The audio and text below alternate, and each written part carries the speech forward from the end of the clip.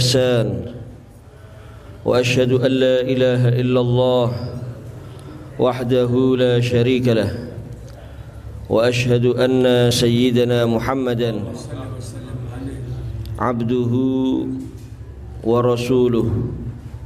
Allahumma salli wa sallim wa barik wa karim ala sayyidil insi wal jan habibina wa syafi'ina qurrati a'yunina nuri qulubina Muhammad wa ala alihi wa ashabihi al-kiramiz ziyan wa ala tabi'ina wa man tabi'ahum bi ihsan min yaumina hadha ila mamarril ayyami wasyuhuri wal a'wami wal azman, amma ba'd. Rabbi syrah li sadri wa yassir li amri wahlul 'uqdatam min lisani yafqahu qawli. Yang saya hormati dan saya muliakan hadirin yang dirahmati Allah Subhanahu wa taala, alhamdulillah. Pertama-tama kita panjatkan rasa syukur kehadirat Allah Subhanahu wa taala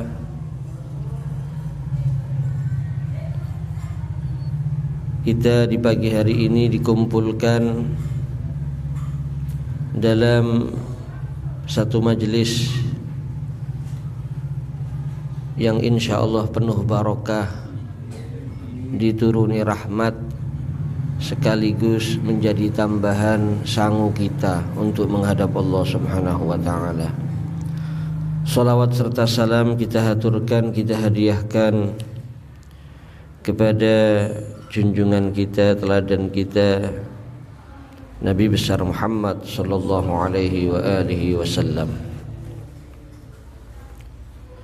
Hadirin yang saya hormati dan saya muliakan, melanjutkan biografi atau sejarah hidup daripada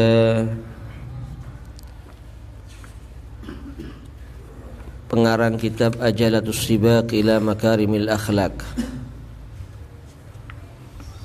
yang insyaallah kita baca dalam pengajian kita setiap Ahad subuh ini. Beliau adalah Al-Habib Muhammad Al-Allamah Al-Habib Muhammad bin Abdullah Al-Haddar.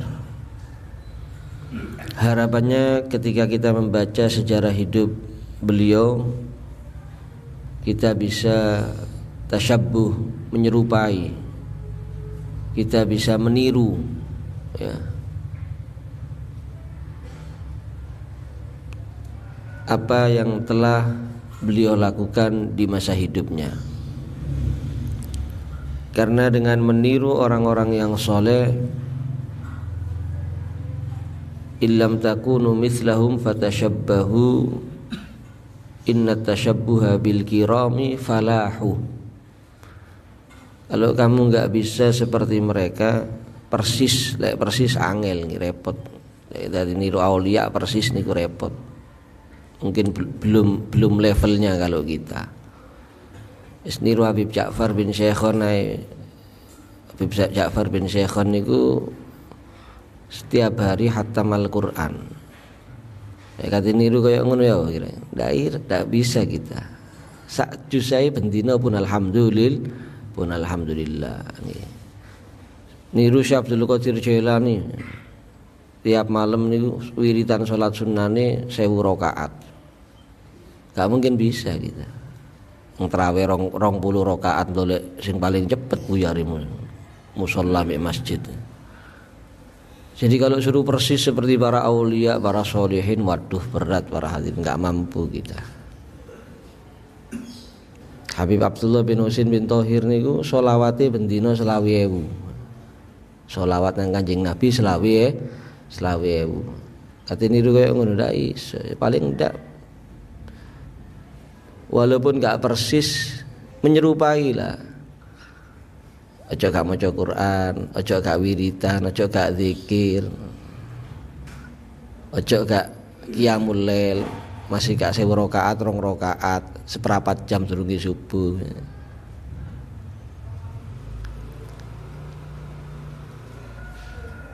Disebutkan bahwasanya Al-Habib Muhammad bin Abdullah Al-Haddar ini Beliau nasabnya itu bersambung sampai kepada Sayyidina Husain. Jadi turunan Sayyidina Husain bin Ali bin Abi Thalib wa Fatimah Az-Zahra Al-Batul binti Rasul sallallahu alaihi wasallam.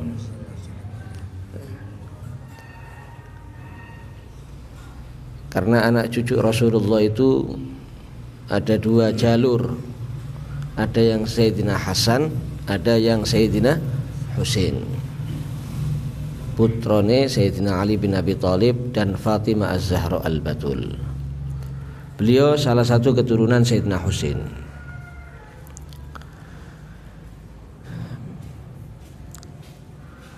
Beliau dilahirkan fi qaryah Azza min dawahi Madinatil Bayda, dari daerah yang berada di kota Bayda di Yaman. Kalau dahulu Yaman itu terbagi dua, ada Yaman Selatan, ada Yaman Utara sebelum jadi satu. Bayda ini termasuk Yaman Utara. Tapi lek samangkin pun dados setunggal. Dadi pokoke niki lahiri teng Bayda Yaman. Tahun berapa beliau dilahirkan? 1340 Hijriah. 1340 Hijriah, dan beliau tumbuh dalam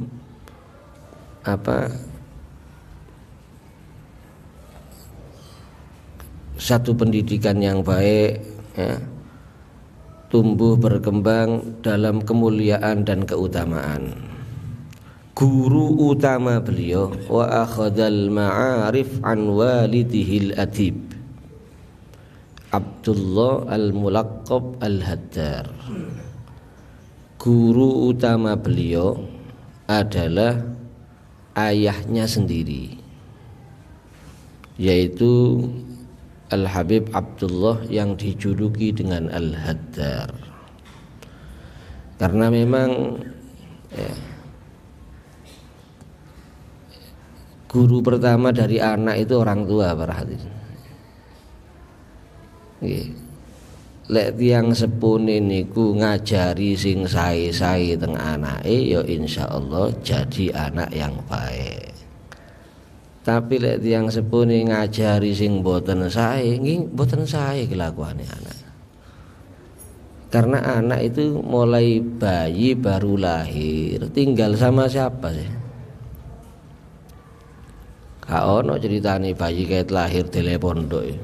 Gak ono pondok arek bayi, gak ono. Ya jelas tinggal sama bapaknya sama ibunya. Oleh karena itu bapak ibu itu madrasatul ula lil aulad, sekolahan pertama bagi anak-anak.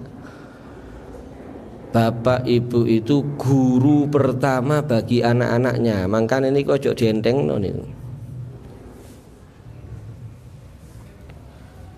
Ya kalau gurunya kencing berdiri, muridnya kencing berlari. Makanya monggo dididik mulai cilik niku sing sae.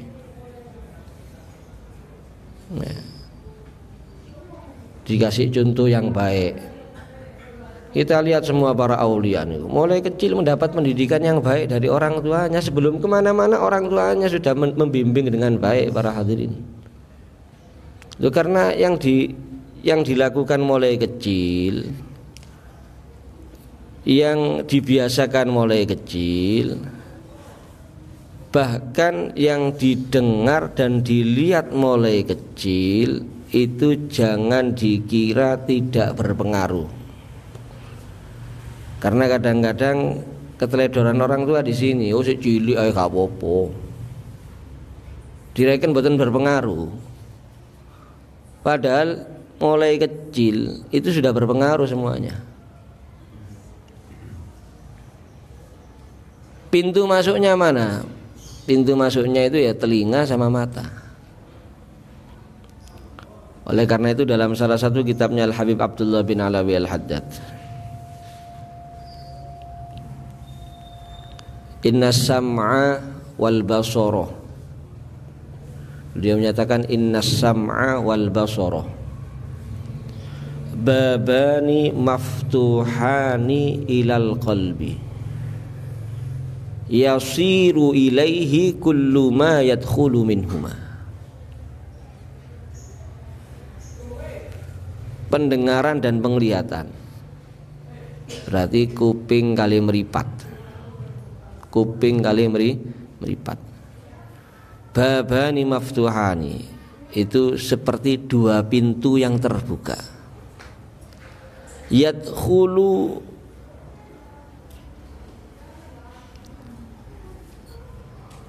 babani maftuhani ilal qalbi, ya, yadkhulu ilaihima. Nah, inna sam'a wal basara babani maftuhani ilal qalbi yasiru ilaihi kullu ma yadkhulu minhuma. Dua pintu yang terbuka, ya, maka yasiru ilal qalbi, akan nyampe ke hati segala sesuatu yang masuk melalui keduanya. Jadi sing melebet saking kuping niki nyampe nang ati, sing melebet saking merita, sing saking meripat nggih sampai tengah ati. Mangkane sing ditingali kali sing dipirengaken niku akan mempengaruhi hati walaupun anak itu masih kecil. Lek mulai cilik direksa mripate kali wong tuane, sing ditingali sing sae-sae tok. Yang didengar juga yang baik, yang baik-baik, maka insya Allah hatinya menjadi baik. Kalau sudah hati menjadi baik, perilakunya pun akan baik. Karena anggota badan zahir niki remoti hati, para hadirin. Inna fil jasadi mudghah idza saluhat saluhal jasadu kullu wa idza fasadat fasadal jasadu kullu. Dalam diri manusia ini ada mudghah, segumpal daging. Kalau segumpal daging itu baik, maka anggota badan yang zahir ini perbuatannya akan baik. Kalau segumpal daging itu rusak, jelek, tidak baik, maka anggota badan yang zahir ini perbuatannya juga akan tidak baik. Apa itu? Ala wahiyal qalb. Ingatlah, segumpal daging itu adalah hati. Jadi berpengaruh para hadirin. Oleh karena itu orang dulu itu kalau didik anaknya betul-betul hati-hati. Sepuntene sing kadang ya ojo niru gaya hidupnya orang kafir. Ningali wajah orang kafir ini kadang-kadang tidak pernah anaknya. Sampai seperti itu dijaga. Teng Hadramut niku kata seumur hidupe mboten nate ningali wajahnya orang kafir. Delok tok niku ndak tahu, delok tok. Kalau anak kita kan mohon maaf hampir tiap hari mungkin ya. Sehingga akhirnya bukan cuma melihat kalau di tempat kita di Indonesia nih. Sing niru gaya hidup tiang non muslim kata, niru gaya hidup wong Yahudi, niru gaya hidup wong Nasoro kata. Jadi sampai seperti itu mereka menjaga anak-anaknya. Pengaruh para hadirin, pengaruh. Panjenengan mungkin sudah pernah mendengar juga ya kejadian, tapi sudah agak lama di Indonesia. Niku nate enten kejadian ada anak umur 5 tahun, lompat dari lantai 19. Umur 5 tahun ya. Lek bunuh diri kan jelas mboten mungkin. Nah, 5 tahun bunuh diri niku kepikiran opo lah ngoten. Waktu kejadian itu bersama kakaknya umurnya 8 tahun. Dia diinterogasi kakaknya kali polisi. Apa kira-kira penyebabnya adik kok sampai mencolot saking lantai 19 nya. Sak mantune diinterogasi kali polisi, kakaknya kesimpulannya adike wau niku terjun bebas saking lantai 19 karena niru Spiderman. Berarti napa sing ditingali teng TV niku mempengaruhi otaknya, mempengaruhi hatinya sehingga ditiru. Mangkane monggo lek kepingin panjenengan niki mboten kerepotan mangkin ketika anak mulai ABG dalam mendidik mereka mulai kecil. Cekelono mulai cilik anaknya. Didik sing sae. Biasakan sing sae-sae mulai cilik. Nggih otomatis gurune kudu sing sae, maringi contoh sing apik-apik nang anak niku. Anake maghrib kok ngaji, nak ngaji. Bapake metongkrong rokokan, repot ta. Anake gak ndelok TV, ibuke ndelok. Nyetel TV maghrib. Ya repot ya kaya ngoten. Bapak jadi bapak yang soleh, ibu jadi ibu yang solihah. Anaknya dikasih contoh yang baik, dibiasakan yang baik-baik, dijaga dari yang tidak baik. Insya Allah jadi anak baik para hadirin.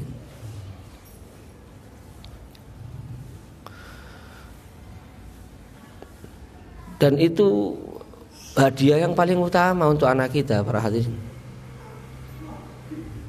Hadiah yang paling utama untuk anak itu bukan uang, bukan handphone, bukan sepeda motor, bukan pakaian, bukan makanan.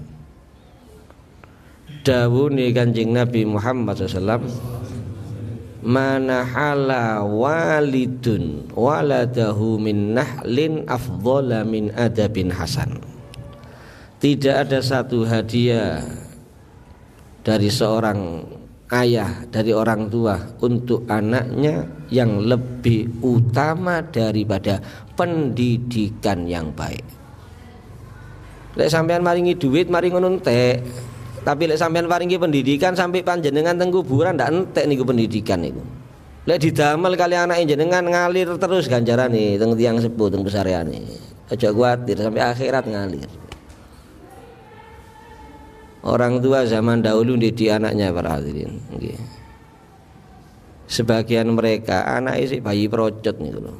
Lek bapak kali ibu qiyamul lail ditangeni anak. Bayi procot.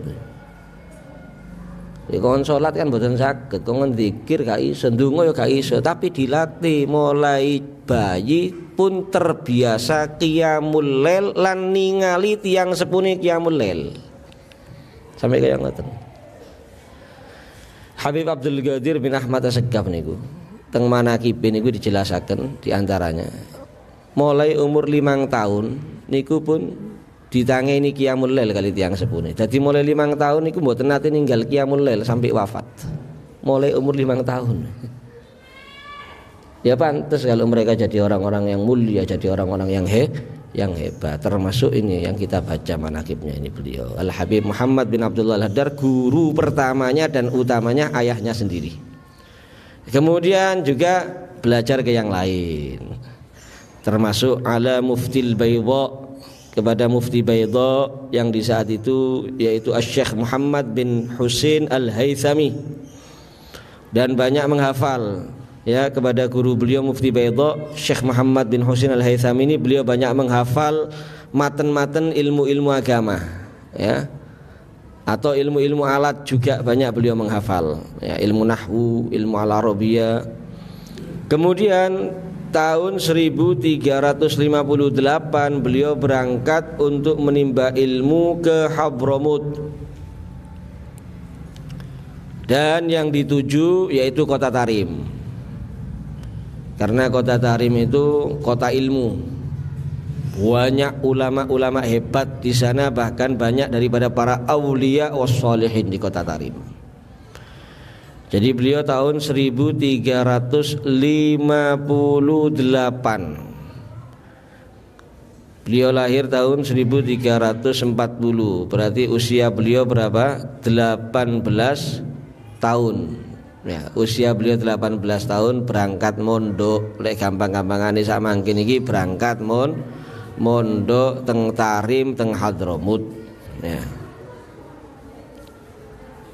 Siapa guru beliau di kota Tarim dan Hadramut? Yaitu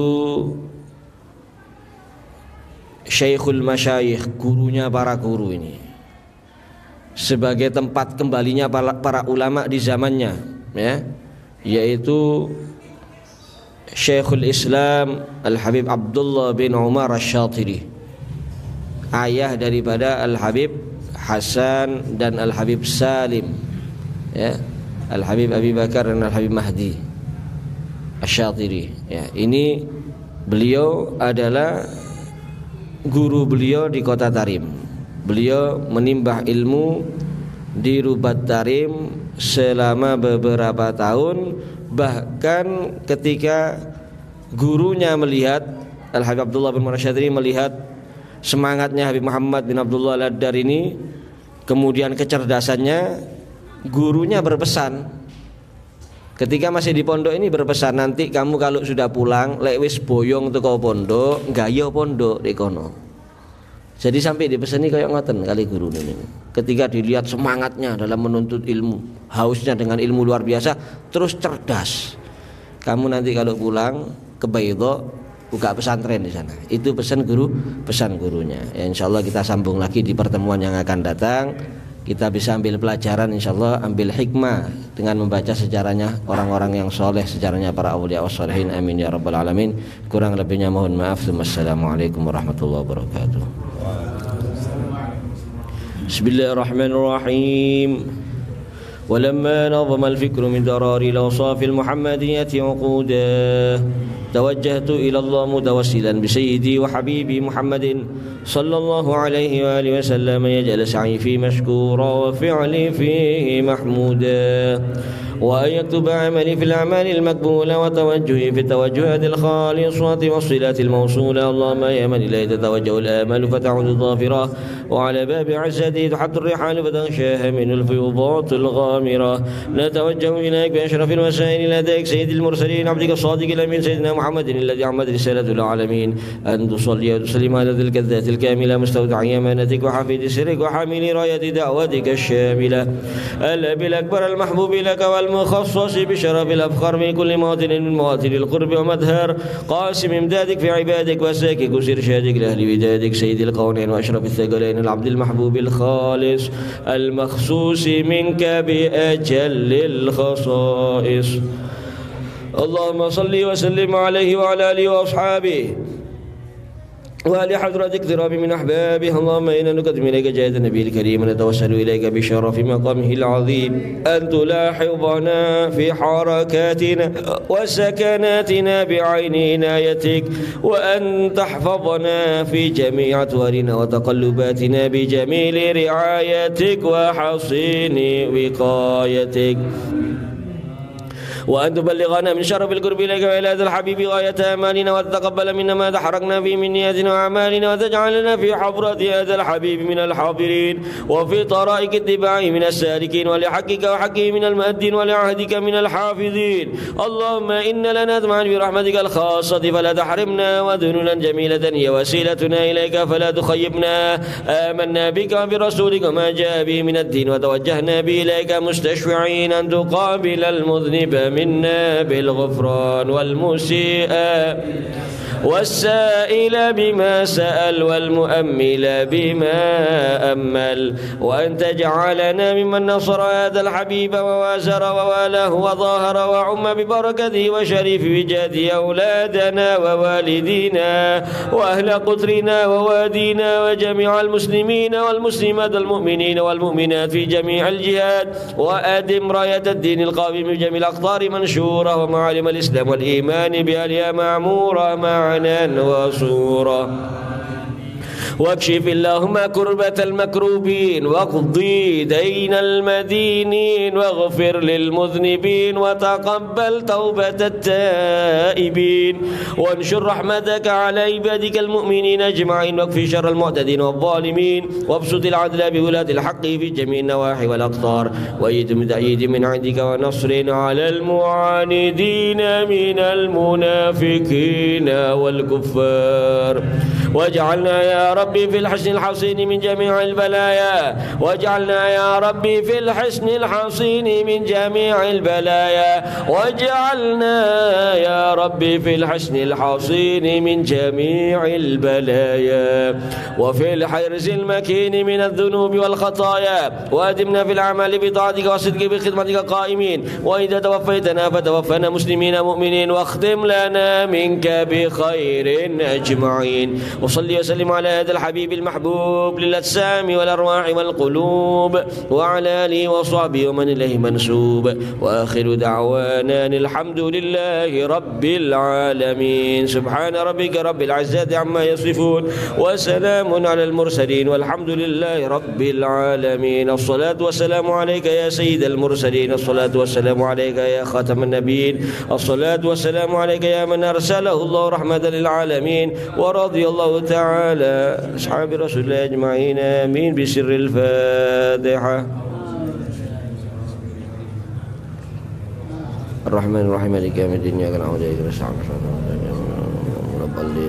اللهم يا أول الأولين ويا آخر الآخرين ويا ذا القوة المتين يا رحيم المساكين يا أرحم الراحمين اقبل هذه الدعوات بجاه حبيبك وصفيك لا تردنا شكر الله اقبل على ما فينا دعوناك كما أمرتنا فاستجب لنا كما وعدتنا إنك لا تخلف الميعاد ربنا تقبل منا إنك أنت السميع العليم وتب علينا إنك أنت التواب الرحيم ربنا آتنا في الدنيا حسنة وفي الآخرة حسنة وقنا عذاب النار صلى الله عليه وسلم محمد وعلى آله وصحبه وسلم الحمد لله رب العالمين.